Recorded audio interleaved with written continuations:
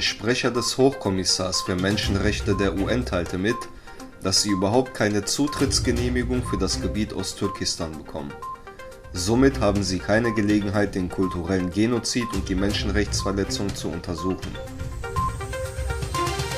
Für Peking gehört die Insel Taiwan zur Volksrepublik. Am chinesischen Nationalfeiertag sendet die Großmacht deshalb ein Zeichen der Stärke. Mehr als 20 chinesische Kampfflugzeuge dringen nach Angaben Taiwans ohne Ankündigung in die Luftverteidigungszone ein. Es ist nicht die erste Machtdemonstration dieser Art. Uiguren in der Türkei haben anlässlich zum 72. Jahrestag der chinesischen Besatzung protestiert.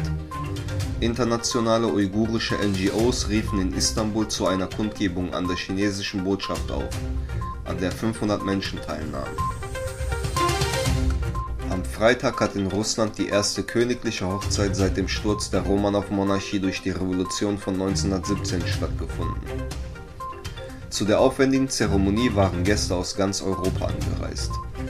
Großfürst Georg Romanow und seine italienische Verlobte Rebecca Virginia Bettarini wurden in der Isaacs-Kathedrale in St. Petersburg getraut. Ein neuer Gouverneur mit uigurischen Wurzeln wurde für das besetzte Osttürkistan ernannt. Der ehemalige stellvertretende Gouverneur Erkin Tunias wurde gestern bekannt gegeben. Zu seiner Amtszeit wurden die Konzentrationslager errichtet. Er gilt als Verteidiger der Pekinger Politik.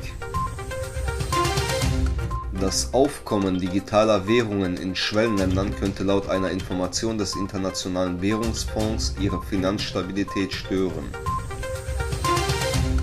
Nordkorea hatte seine Raketentests zuletzt wieder intensiviert. Nun melden staatliche Medien die erfolgreiche Erprobung einer Flugabwehrrakete. Südkorea bestätigte den Flug bislang nicht.